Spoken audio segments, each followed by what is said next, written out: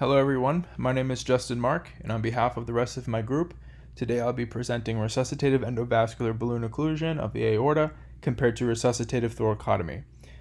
The resuscitative endovascular balloon occlusion of the aorta, or the REBOA, is a minimally invasive technique that's used to control non-compressible torso hemorrhage, or NCTH.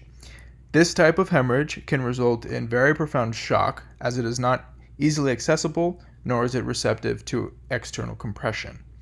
The REBOA serves as a temporary course of action to control hemorrhage in these patients in order to bridge them into a surgical intervention. The more traditional treatment for NCTH is the resuscitative thoracotomy, in which the aorta is cross-clamped. As of now, there is very limited high-grade evidence that the REBOA actually confers improved outcomes or survival in comparison to the current standard of care, the resuscitative thoracotomy. Our study compares the REBOA with RT by evaluating the peri and post-operative outcomes. So we use the American College of Surgeons Trauma Quality Improvement Program to extract data from the year 2017.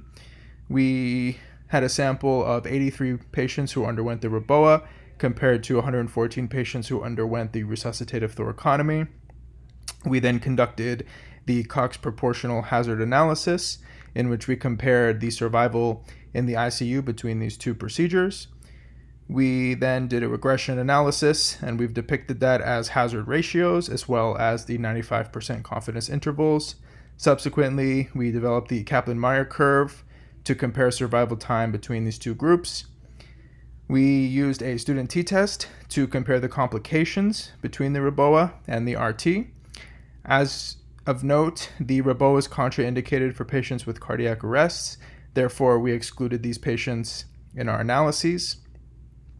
In addition, patients who underwent the procedures more than 1 hour after their arrival at the emergency department, or when they were transferred for another hospital, or died in the emergency department were all excluded from our results as well.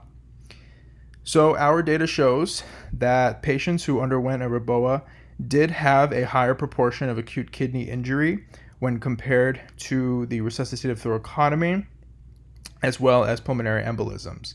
However, it is very noteworthy that the Cox proportional hazard analysis shows that inpatient mortality was actually less likely in the REBOA cohort compared to those with the resuscitative thoracotomy procedure, after adjusting for the demographics and the comorbidities, which is seen in Table 2.